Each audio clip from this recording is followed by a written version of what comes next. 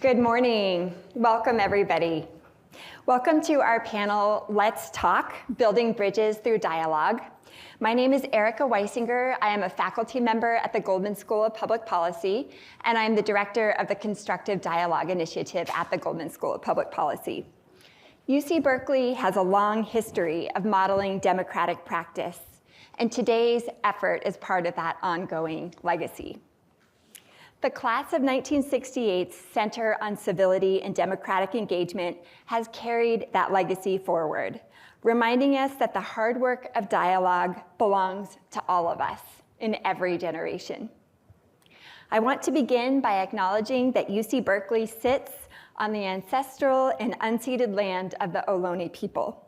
This land was cared for thousands of years before suffering and genocide at the hands of Europeans and later the governments of California and the United States. Though decimated in numbers, the Ohlone people are still here and continue to care for this place. I also acknowledge that the wealth of this country was built on the enslaved labor of Black people, creating a profound and enduring debt. I honor the legacy of the Black diaspora, the knowledge, skills, and lives stolen during US slavery, and the injustices that followed. I affirm that Black lives matter. I want to start with a quick show of hands. First, who here is in the class of 1968 or connected to the Center on Civility and Democratic Engagement? Thank you so much for your generous legacy and for being here and showing up in all the ways that you do. I want to start with something a little more sobering. How many of you would say that political differences are a source of tension in your communities? So most people in the room are raising their hands.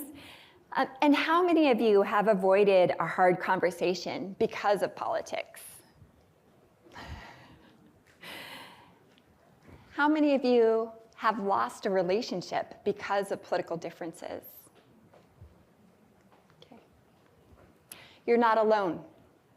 Studies show America is more polarized now than at any time since the Civil War. The costs are real. Families divided, friendships lost, communities fractured, and a federal government that is quite literally shut down. That's why UC Berkeley is leaning into this work across classrooms, research centers, and student-led efforts. Each in our own way, we're asking, how do we build bridges through dialogue? So today, let's practice that kind of dialogue that helps our communities and our democracy truly flourish. Let's talk. We have three remarkable panelists with us today, each bringing a different lens on what it means to build bridges through dialogue. I'm going to start by telling you a little bit about each of them, and then we'll hear from each of them for 4 to 5 minutes on what they're up to.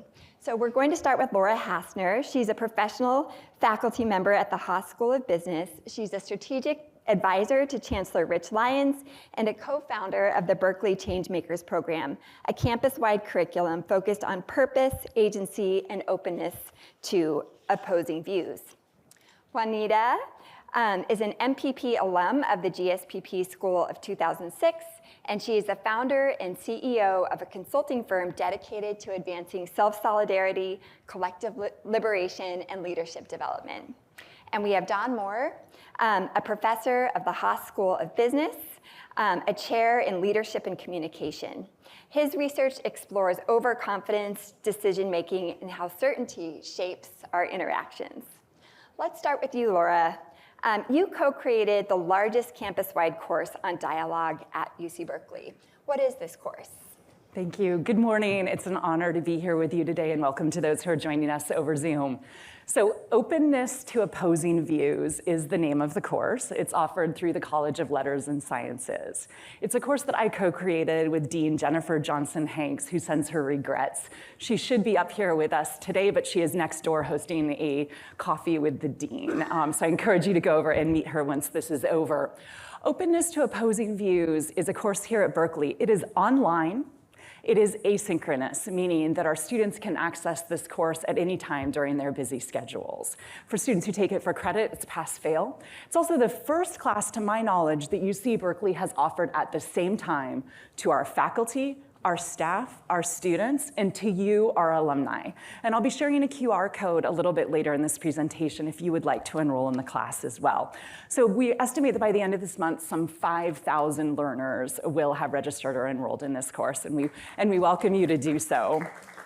Thank you. This course is structured in 4 parts. Why is it important to be open to opposing views? What gets in the way, and how do we mitigate those constraints? How might we find joy in the experience of engaging with others? And then what does this look like in academic disciplines across campus? Now, I'm by no means an expert in this subject, but there are 23 Berkeley luminaries who join me in this course. You see some of their photos above. Jenna Johnson-Hanks, the co-creator, notably absent from these photos, but amongst them are a Nobelist and faculty from disciplines across campus. And if you don't mind advancing to the next slide, that shows you the 15 academic departments whose faculty contributed content to this course. So our students get to see the research and the theory behind engaging with opposing views, as well as what it looks like in these different disciplines. And spoiler alert, it's really hard, even for the experts in the course.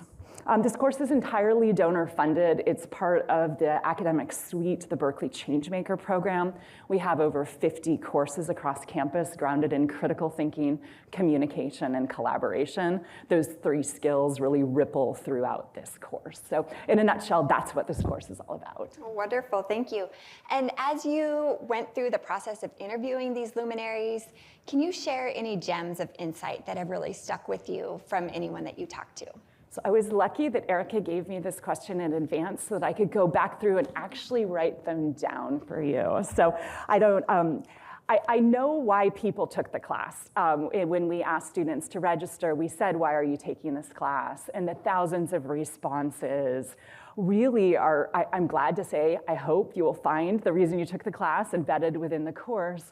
But it's really, people are taking the class because they are interested in having conversations and they're fearful about being misunderstood. They're fearful about harming relationships that they have. And so the advice in the course, it's really hard to distill it into just a few gems. But if I may, Don Moore, seated next to me, you'll have to take the class to hear what he has to say. So I'm not gonna, I thought about it, but I'm not gonna steal your thunder. Sociologist Arlie Hochschild, who wrote the wonderful book Stolen Pride, said, and it gives me chills as I read this to you, what I came to realize is that these were perfectly lovely people who lived in a different truth.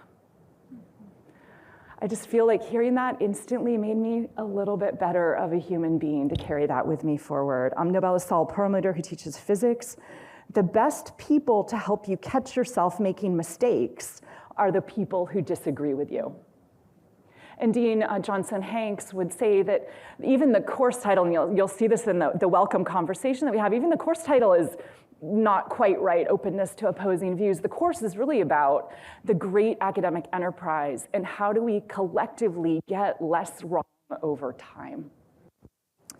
Saul also gave this gem that I needed at that moment in time. He reminded me that we don't have to follow the news cycle every hour, that those most important we will find out about, they will filter through to us, and it's okay to take that break that we might need from being trapped in that cycle and revisit it just maybe every few days. So that was a lovely moment kind of at that moment in time. And then another takeaway for me was media bias. And you'll find within the course embedded different charts that help you to understand how to get different types of media than may be part of your regular diet, whatever your media diet is these days, and how to intentionally seek that out. And you'll find faculty from disciplines across campus who share how they do that really important skill. Wonderful. Thank you so much for that introduction. With that, we will move to Juanita Capri-Brown. And Juanita and I go way back. Juanita was a part of a class at the Goldman School of Public Policy that adopted me when I came in as a PhD student. So I had the pleasure of knowing Juanita while we were pursuing our master's degrees together. And we came together in 2020 in a time of real tumult and came up together with principles for community and dialogue at the Goldman School of Public Policy. And that work with Juanita has really stuck with me, and it's been just such a pleasure and delight to see Juanita's career continue just to thrive in the work that she's been doing as a bridge builder. And so, Juanita, I wanted to invite you to share about your work with UC Berkeley students and tell us about a moment when you saw dialogue across differences succeed in a powerful way. Mm-hmm. Thank you, Erika, for bringing us together, for moderating, fellow panelists. Good morning, everyone. Thank you for joining, including via live stream. I want to begin with a story. This past March, 2 fourth-year Berkeley students reached out to me for advisory support. One Muslim, one Jewish. They were the recipients of a UC anti-bias and bigotry grant, and were partnering to bring mostly Muslim and Jewish Cal students together to address Islamophobia and anti-Semitism. At the time, tensions on campus felt insurmountable, they told me. And still, they believed in the power of humanizing one another by moving slowly, eating together, reflecting together. The 2 fourth years organized a dinner event during Ramadan.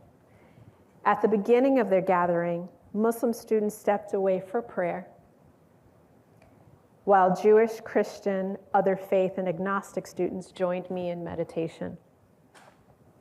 Everyone returned to break our fast together at sunset. Then people paired up with a simple practice. One person answered, "When you're in mixed company, what do you most fear won't be honored about you or those you care about?" The other reflected back what they heard without adding any editorial. Then they switched roles. You could feel the room soften. Students later described relief instead of defensiveness. That's what bridging can do. Not erase difference, but build human connection in the presence of it. I've also seen that softening in another setting between a multiracial and cross-class cohort of community residents in the Northeast and local government staff. The first few months, we worked separately with staff to reconnect them to their core values and explore how to live those values more equitably, and then with residents to hear their experiences and hopes. When we brought them together, residents spoke first about their fears, their aches and desires. Staff reflected back what they heard, and then residents did the same for staff members. At one point, a Black resident said, "I didn't even know any of them cared about us." And staff left, determined to act differently. Some began making changes right away. For me, that's what bridging is, creating spaces for listening and reflection where everyone present can feel respected, asking just a few powerful questions and being willing to be affected by what we hear without feeling like you've had to leave yourself behind. When I ask myself, why do I do bridging work and why do I bridge, my answer is personal. I come from Black people rooted in Alabama for generations who, in their highest expression of their values, believed in leaving no one behind. Even when harmed, they taught me that outside of self-defense, freedom isn't about mirroring harm, it's about creating something else. So much of bridging is about seed planting, sometimes in others, sometimes in ourselves. Are we open to letting those seeds touch down somewhere within us? For those of us who value bridging, this requires attention to at least 2 terrains: our own inner terrain and the inner terrain of those we most fear, disagree with, or feel threatened by. In our time together, I'll share some accessible practices that research has shown to be effective and tried and true approaches I've seen in my work and professional and personal experience. And this stuff is not always easy, as Laura said, it's not. My aim is to help us slow down, to ease our nervous systems in a society that pushes us towards speed, disconnection, and reactivity so that we can show up as we wish to for ourselves and for each other. Thank you so much, Juanita. And I was so honored to be able to witness and be a part of the conversation that you facilitated, and with permission from one of the students who shared, the thing they said they were the most afraid of was being dehumanized.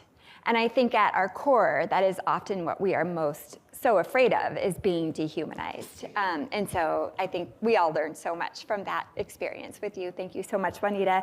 Do you want to share a few things at this time that people can actually try on to facilitate bridging conversations? Yes. This is so good. First of all, ideally, I always say that start with the coalition of the willing. And that's who was in that room. Yeah. And I'm the stories that I shared, I'm going to hang my hat on those as we sort of have our conversations, because the brain loves story and can hold on to imagery really well. So coalition of the willing. Everyone who was there wanted to be there. And not only, okay, I'll show up, but I'm actually willing to be affected. And even then they were nervous. Mm-hmm. So start with a coalition of the willing. Keep humanizing the space. Create the conditions that keep coming back. You were talking earlier, Erika, about humanization and how there are all these ways that you do it on different levels, the kinds of questions that you ask, the setting. Is there food? Food is such a humanizing element. And even if it's cookies and a warm beverage, there's something about coming together around food that just slows everything down. Yeah, thank you. And it helps humanize. Sometimes I even will say tenderize the space. We say humanize, but you tenderize the space, because what happens when we're feeling oppositional, there's so much, that's happening in the brain, but we are literally constricting and contracting. And so the idea is to tenderize the space, to soften the space, to create spaciousness. And speed, there's a Matt Boggs says that speed kills intimacy. The faster we move, the more of a train wreck we find ourselves in. So slow things down. Mm-hmm. Even when I do that, something just happened to you. Just slowing things down. The other thing is the golden rule lens, which is part of humanizing and keeping the space tender, is how would I want to be engaged or approached if I was missing something or even creating harm? Just think about that. How would I want to be approached? And then how do I apply that to how I create the space and how I show up?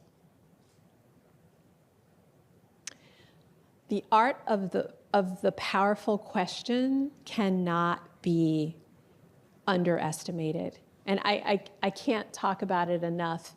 That question that I mentioned during that gathering, my husband and I, we walked and talked with it, and that's where we landed. And that was the question that just opened things up. Asking questions that tap into people's hopes, their aches, their fears, their bounty, their shadow. The art of the powerful question. And I'll stop after this one. There's many more. But this thing of genuine curiosity. So people can sniff your stance a mile away. So there's a difference between how did you come to believe that and why do you think that way? Right? What we've learned, I do a lot of work in conflict transformation. And one of the things that we talk about is don't ask why. Because why has a certain sort of accusatory stance to it, right? It's like you're ready to pounce. What, why did you leave your pants on the floor? Why did you, right? So how did you come to that? Can you, what made you leave your pants on the floor? I'm wondering, right? It's different, right? It's different. Somehow you don't feel like you're in trouble or on the chopping block. And so this sense of genuine curiosity, and I'll talk later on about what gets in the way, right? We all hear about it, be curious, but there are things that get in the way, and it has a lot to do with how our brains are wired.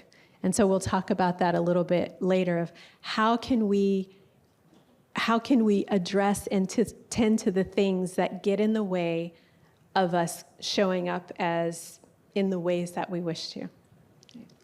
Thank you so much for these opening remarks, Juanita.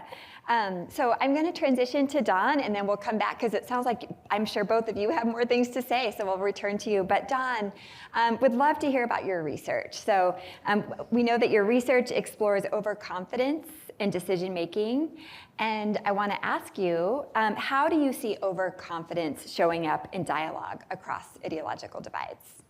It is a delight to be with you and an honor to join you on the panel. Thanks for the question. So my research attempts to distinguish the ways that scholars have studied overconfidence. Overestimation is thinking that you're better than you are. Overplacement is exaggerating the degree to which you're superior to others. And the third form of overconfidence is what's been called overprecision. That's being too sure that you're right. And it is that third form that is most common and most pervasive. It appears in just about every study that asks people, how sure are you? And attempts to compare their confidence with their actual accuracy. When we're too sure that we're right, we're too resistant to opposing points of view, we're too ready to disagree with others who hold different perspectives, and we have a harder time updating our views even when they're wrong. Debiasing overconfidence is an enormous challenge, but one way is to encourage people to keep track and keep score. How sure are you? Write down how sure you are that the unemployment rate is going to be going up in the next report, that you know what the balance is in your checking account, that you have correctly estimated the number of jeans in your closet, that you know how the next election is going to go. It's too easy for us to tell ourselves after we observe some fact, I knew that was going to happen. The hindsight bias makes memory selective about what we knew beforehand. So writing down your projections for an uncertain future is just one way to remind yourself of the imperfection in your judgment and how easy it is to be too sure that you're right. Thank you. And do you have thoughts on additional tools or mindsets that can help people stay open when they feel sure that they're right? One tool that I have used in my research and in my classes is inviting people to think probabilistically about their uncertainty. So not just your point prediction for what you think is going to happen, whatever it is, but think about a distribution of possibilities. So how likely is it that your forecast for next quarter's sales is wrong, that it's actually going to be higher than your guess, that it's actually going to be lower than your guess? Thinking probabilistically about an inherently uncertain world is a way to build in judgments of humility. I find myself using probabilities to report lots of things, even when that is kind of weird. So if you invite me to join you for lunch, and I have uncertainty about exactly when I'll arrive, I will report, I think that there's a 60% chance I'm going to make it there by noon, and a 90% chance I'll make it there by 12:15. I relish the people around me who remind me of my own limitations. when my 11-year-old son, now he's a little older, but I like to remember when Andy said, "Dad, I know when you're overconfident." I said, "Oh, tell me." He said, "First, when you make a salad that you think I'm gonna like, and second, when you tell your students that something you think they understand." I love that. Don, what are your thoughts on how institutions, we could start with UC Berkeley, how we could foster conditions that encourage curiosity instead of certainty?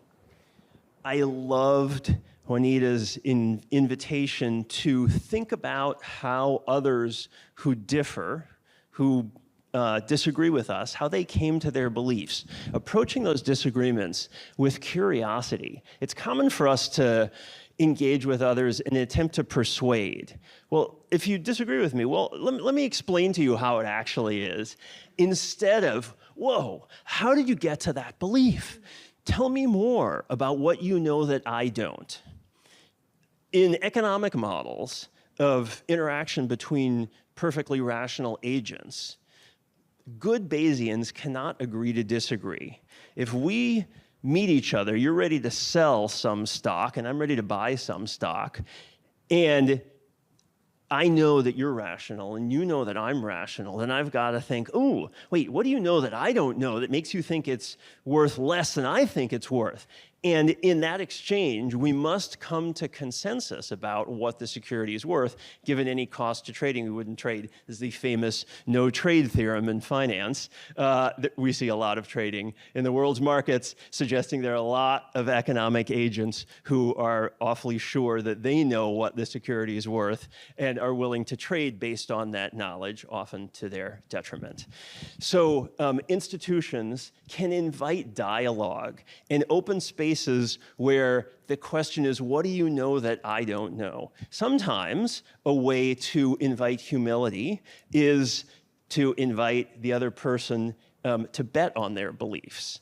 So sometimes when I encounter others who disagree with me, I'll say, well, first I'll try to understand their perspective. And if they steadfastly maintain their different perspective, I'll try to nail down, ooh, so what is it actually we're predicting differently? Okay, want to bet? And that can sometimes, the possibility of putting money or even reputations on the line can sometimes bring a dose of questioning and humility. Thank you, Don. Fantastic. Anything else from your research that you want us to hold on to? Wow. It is too easy. So the no trade theorem that I talked about and the fact that rational agents cannot agree to disagree, that is based on an implausible premise that rationality is common knowledge. That is, I know you're rational, you know I'm rational, we share the same information, and yet we disagree. That has got to raise question. The first part of that assumption is where the whole premise breaks down. It is too easy for us to assume that other people who disagree with us must be either evil because they're pushing some subversive agenda, or they're stupid because they can't see the facts in front of their faces. When in fact, life is complicated and we often live in different information environments, and it's possible for people of goodwill to come to very different beliefs, not because they're evil or stupid, but because they're living in different information worlds. And being able to put yourself in someone else's shoes and understand how they got where they are can be enormously enlightening. Thank you so much. This is a question for any of you. So Don, you really got me thinking about this idea of living in different information worlds. I feel like that's such a big part of the problem that we're facing today with polarization, is that we are in different media landscapes, that the very facts that we're dealing with can be different depending on who you talk to and what news networks you're following. So a question for any of you, and Laura, maybe this came up in some of your interviews, how do we begin to bridge dialogue when we're actually dealing with a different understanding of the world and a different understanding of what the facts actually are? Don't want to put you on the spot, so if anybody wants to answer that question, I would love to hear from you. I sort of want to go first so that I don't have to follow them. But I would like to invite either of you, if you have immediate thoughts on that, to share. The luminaries who are involved in this course either gave a lecture or I got to interview them with a set series of questions because I wanted our students to hear what the answers look like in different disciplines. And so I had the opportunity to interview a pediatrician who heads the joint medical program between UCSF and UC Berkeley about how she has conversations with vaccine skeptical parents. Right? That's really hard to do. And it was one of the first interviews I did, and she talked about the importance of building common ground. And one of the strategies that she does is she anchors in the mutual care and love they have for that child. Right? Or sometimes the fact that they both love animals or whatever that is, and finding that space for common ground is just so critical. And I also ask, what news sources do you recommend to our students? You know, how do you make sure that you're getting out of your bubble? So the course kind of is replete with all of those, and each of the experts has a slightly different take on how to do that. I'll go. Charles.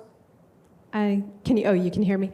Charles Bradley is a musical artist, and he wrote a song called "The World Is Going Up in Flames." And one of the lyrics is, "Don't tell me how to live if you haven't felt the pain." So sometimes we can take a stance on something that's over there and be totally confident that we understand it. And it's much more theoretical or academic than for someone who's more proximate to the issue. And so when that happens, how can we, if we're that person who's, I know how this should go. They just need to. Whenever you say that, like pause. Oh, they just need to, ... And so how do you perspective take? How do you find narratives of people who are on the opposite side of your realm of opinion, who are experiencing the thing very differently? And how do you allow yourself to be impacted without feeling like you're giving yourself away? Is there an intermediary or a source that you can tap into where you can, even if you don't want to admit it to anyone else, you can sneak over in there to understand, why might they feel this way? When you back up from that, there's something that can get in the way, which is, but if I do that, I might lose face. And so this is one of the places where we go to, where we have to know our inner terrain and say, okay, what am I telling myself? What's the negative automatic thought about me leaning over into someone else's world who I disagree with? Oh, the negative automatic thought is you're a sucker. You're losing face. Oh, you're betraying your people or your cause or your idea. And you sit with that negative automatic thought and you challenge it. Do I really believe that? What's the probability that I'll if I listen to what this other realm is, how they're experiencing it? What's the probability that I will be a sucker? What's the probability that I'll lose face? What's the probability that I'm actually betraying my people or the things that I care about? And then you create a supportive statement, because okay, actually it's a 20% chance that I'm actually betraying myself or the people or the things I care about. Oh, okay, that's not as high as somehow I thought it was. Okay. And then you create, the third step is you create a supportive statement that allows you to be in that person's shoes. The supportive statement might be something like, I'm sovereign, I can decide, and this doesn't take away from who I am or what I believe. And so this is one of those ways that when you think about the thing that you should do, I should, listen to other sides, but there's something in the way. And these are ways that this is evidence-based work that my colleagues and I do, where you can actually step back, challenge, notice the negative automatic thought, challenge the negative automatic thought, and then provide a supportive statement that allows you to move forward. Those are great. Thank you. So if I could just try to make this into a playbook. So from Laura, I heard finding something that you share. So when you're talking with somebody that you know, if it's a pediatrician talking with somebody who disagrees with the use of vaccines, finding what your commonality is, finding your common love for this child, perhaps. Juanita, I don't think I can recap all of that. That was a lot. But I heard a lot about curiosity. I heard a lot about challenging your own view, and also I heard about the sort of the humility that we need to, coming to Don's work on humility, that when we are with somebody who's actually closer to the problem, that they actually might have some deep wisdom, that we can challenge our own views without giving them up necessarily. We can hear their views without giving up our own views.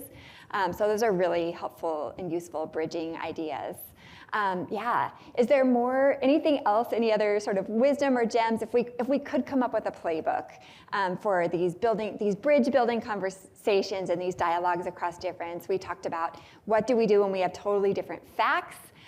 What about thoughts on when we're just heated and emotional and angry and upset? What are your thoughts, any of you? Again, could be channeling some of the wisdom from folks you talked to, or Don, any of your research. How do we overcome those things? Like when we're in the heat of the moment and we're having really strong reactions, channeling those, taking deep breaths. What are your recommendations? Well, it's harder when, I think, can you use this mic? It's harder when we regard our beliefs as fundamental to our identity. Mm-hmm. And the fact is that all of us change and update our beliefs all the time, as we should. We're always gathering new information, and it's entirely sensible to change and update those beliefs. And that's part of being human. Beliefs pass in and out of who we are. We believe different things now than we did when we were younger. That is healthy, it's okay.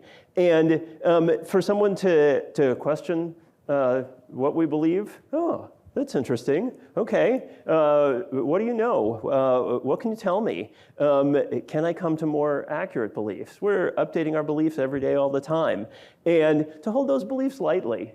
To be willing to engage, to explore, to talk, but for someone to disagree with me doesn't have to threaten who I am or the core of my identity. If the conversation leads me to feel differently, to think differently on a topic, that's entirely healthy and okay, and doesn't have to question my self-worth as a person. I like to think of myself as someone who's open to opposing views here at Berkeley, but the chancellor asked me a question during one of our meetings that really stopped me in my tracks. He said, Laura, when's the last time you changed your mind about something important? Right? That's a really good question that we should all be asking ourselves, because we should be taking in new information and updating our opinions. And the follow-on question that I then had to ask myself was, well, if you can't remember, why is that? So I think that's a really great question that helps me to get thinking about this in new ways. But you spoke eloquently, Erika, to the point about this is like really hard, and this can be deeply emotional. Unfortunately, my colleagues from the Conflict Lab at Berkeley Haas contribute a series of really great lectures into this course that are available to you. In fact, if we could get the QR code up there so everyone in the audience and online is able to join, that would be great. They tell us how to do that and how to practice these really important skills and are the experts in it. And I learned a lot watching the videos. I think the importance of taking a deep breath cannot be understated. Yeah.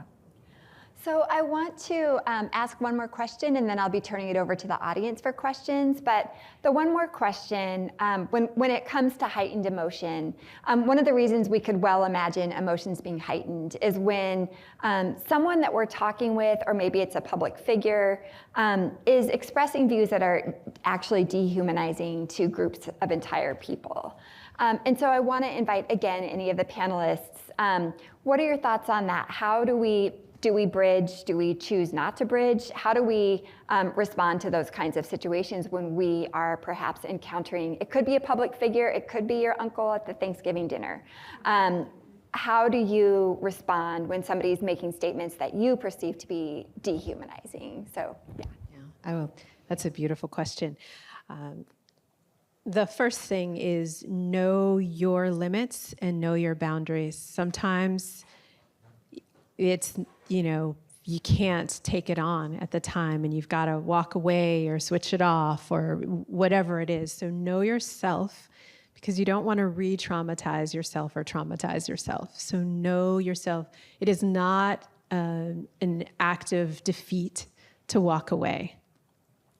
So that's the first thing I would say. If you decide that you want to stay in there, as Laura said, and this is, brain science, slow it down. Take a deep breath. You are in the sympathetic nervous system, which is fright, flight, freeze, appease, tend, and befriend. And what you're trying to do is for yourself first and foremost. If you find yourself contracted, tunnel vision, you need to take care of your nervous system.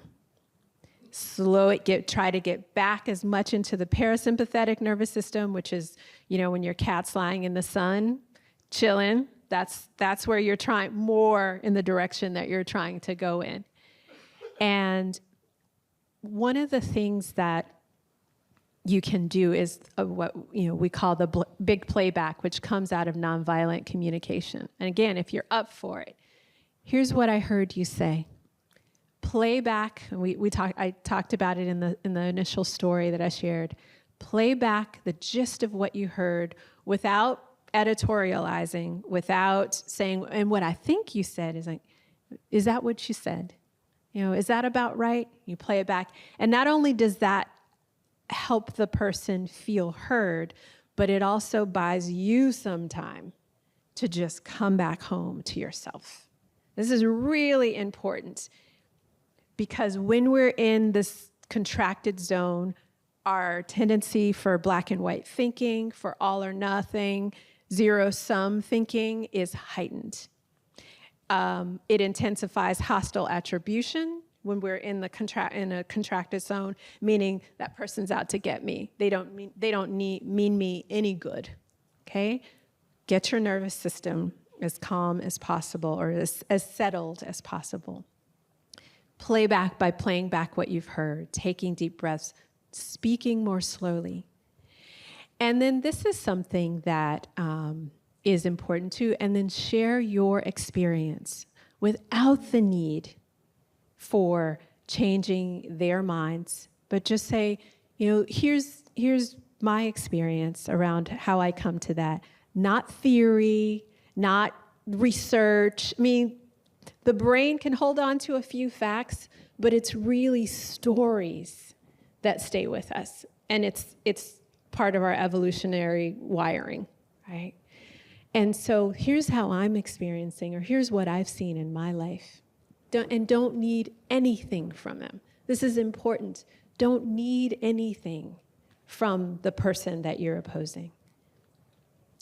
And then imagine if you just got real with that person. You're talking about in what feels like a dehumanizing moment or dynamic, and to say, I have to say that when you say those things, it makes me feel as though you think that I'm less than you, or that group of people is less human. To what extent do you feel that way? And so instead of all of the talking up here, you get down into it, because that's where it's at. We don't want to talk around it. Get to it. not in an accusatory way, but it feels like you think I'm less than, or that they're less than, or do you really think that we're less intelligent? I really want to know that. And you just pause. So I've got a few more, but I'll pause there. Beautiful, Juanita. Thank you so much. Well, in our last 10 minutes of our time together, 15 minutes, 14 minutes, I would love to just hear from the audience and what your questions are. What's bubbling up for you right now? What's surfacing for you in terms of the questions that you have for our panelists? Hi, good morning. Thank you for this very fascinating panel. I work in higher education myself.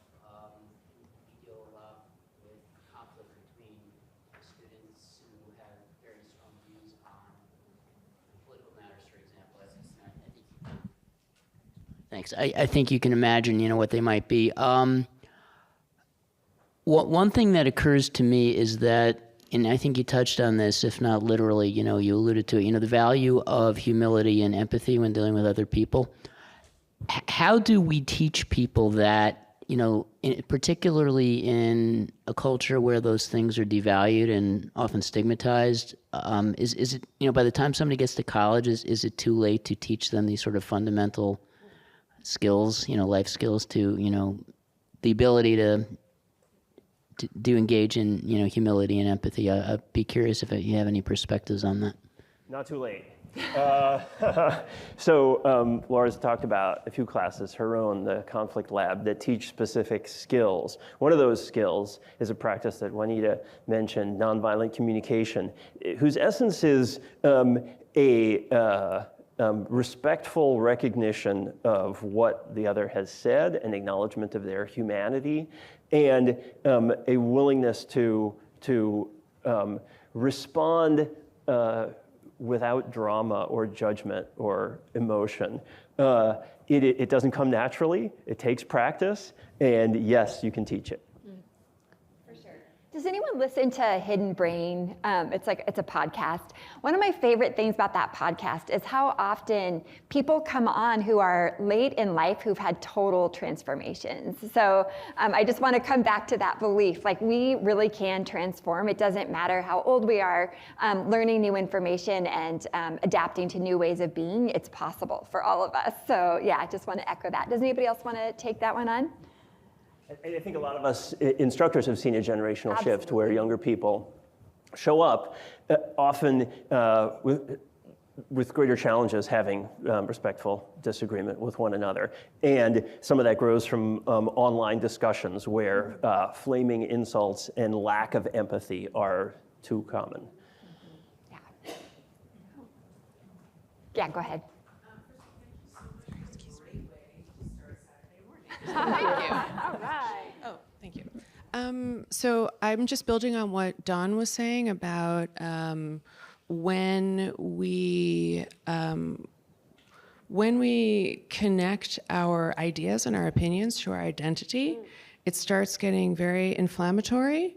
And what I've noticed, so I do research for corporations and I talk about brands. So I'm talking to people about their lives. I've done it for 25 years. And it's really fascinating how people have started to kind of root their opinions to their values. And then it's connected to their identity. And then it feels like they feel like they can't change. And I don't know if this is a question or more like a statement or an invitation to everyone to do this, but this idea that we can change and that you're open to ideas and you can hold these things loosely and you're not weak or you're not betraying your people or you're just human. We just need to share that story about who humans are in the world, because there's so many things that are telling the opposite story. And I'm thinking about social media and basically social media, but social media. But I was talking to my son who's 18, and I've told my kids for years, like, check your sources, check your sources. Don't get your news from social media. Don't get your truth from social media. And he was saying, well, everybody's on social media. And I was like, ooh, That is a problem. I'm telling you, don't go there. And everybody's there. And to me, that's, again, an invitation for everybody to think about. You don't need to answer that question today. But that's a chasm. And I really appreciate hearing, and I know I say this to people as well, like, we can change. That's the beauty of who we are as humans.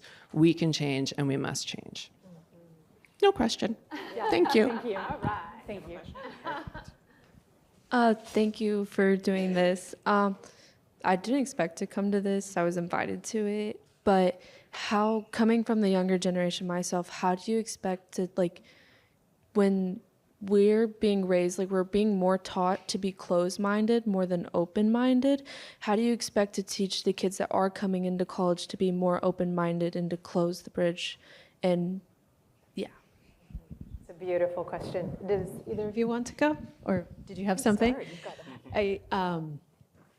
It's funny because I got here early and I was looking for the restroom, and as I was going back and forth trying to find it, I saw all these, they were probably 12, 13-year-olds in oversized blazers and ties that maybe came from one of their parents, and they were dressed up on a Saturday, and they were feverishly taking notes and huddled, and there's some kind of debate club or something super sweet. And they all look really scared, and they're doing their work.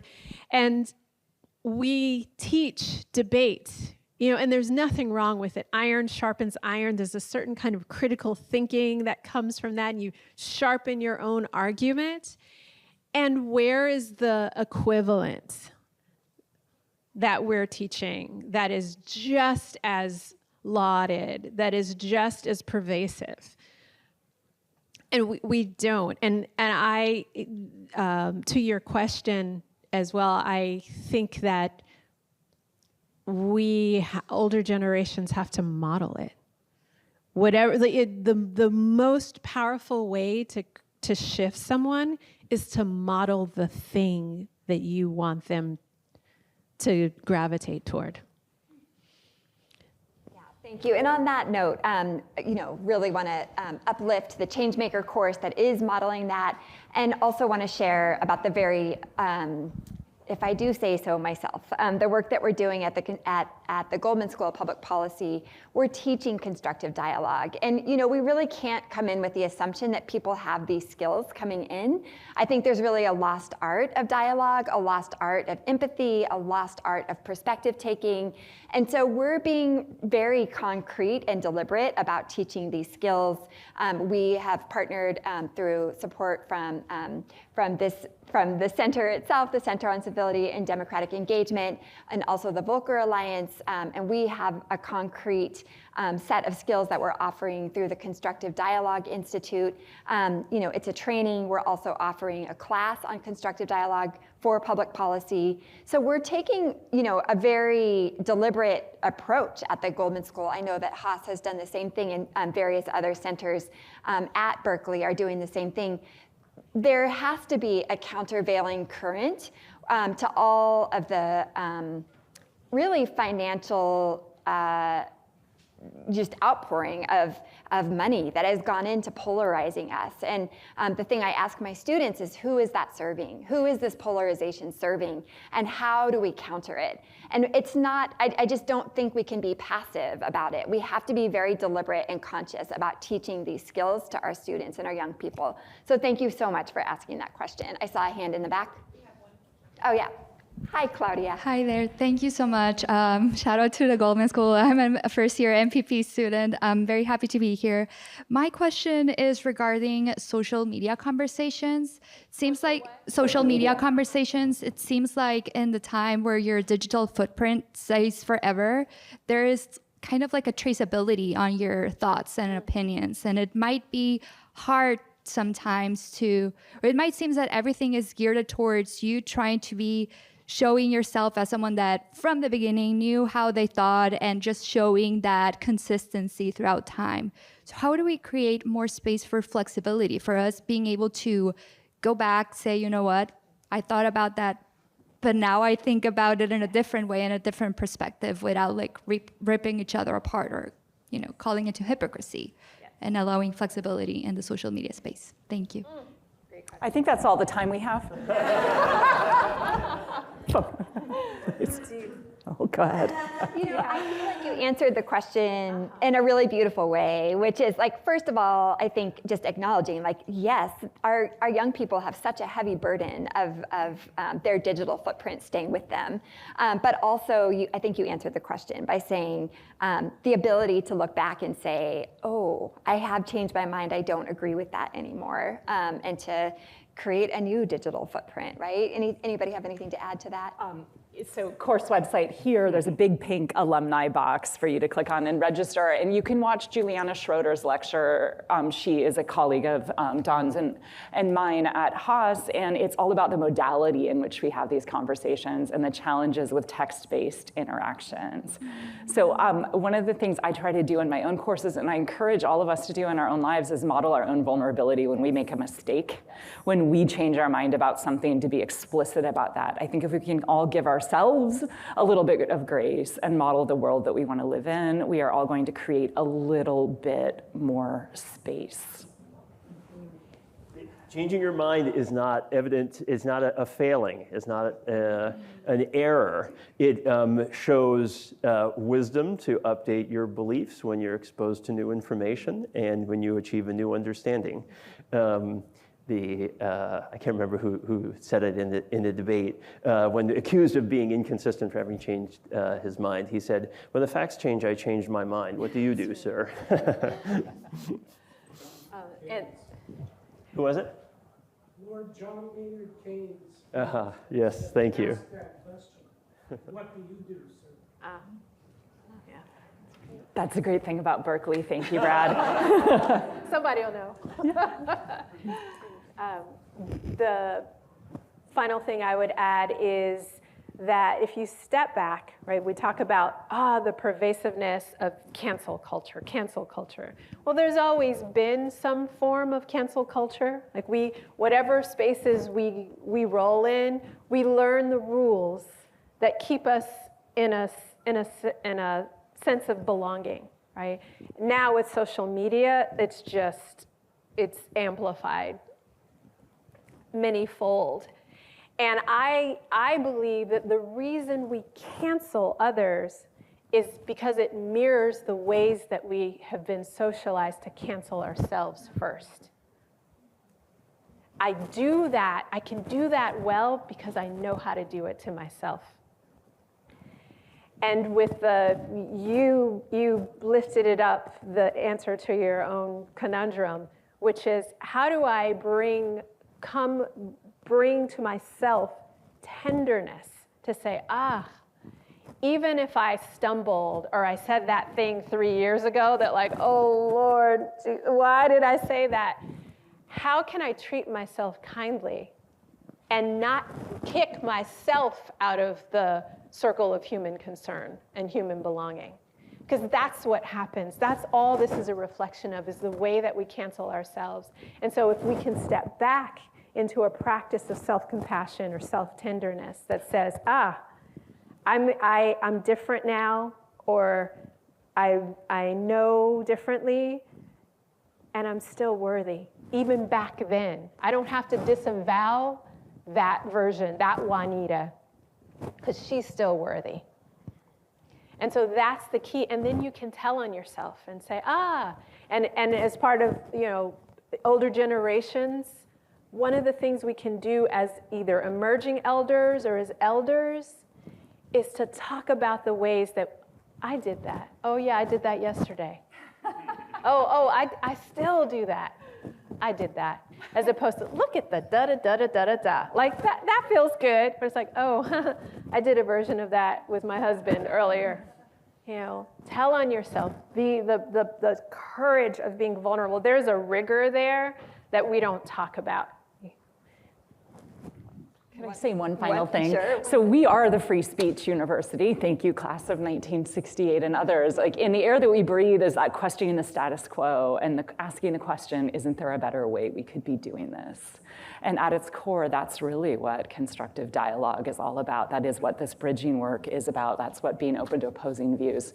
So thank you for hosting us, Erika. Fiat Lux and go Bears. Yeah, so thank you. I do want to just end with some concluding remarks, which of course, thank you, Juanita, Don, and Laura for giving, and all of you for being here and really leaning in on this conversation and giving up part of your Saturday to be here. It's really to your credit in these sometimes toxically polarized times that you're even here and you're even trying. So I really want to lift up and appreciate all of you for this. And on behalf of the Goldman School's Center on Civility and Democratic Engagement, thank you for being part of this dialogue today. If I could leave you with 3 thoughts, build bridges, cross divides, and with those 2 efforts, I believe we can truly help democracy flourish. So thank you.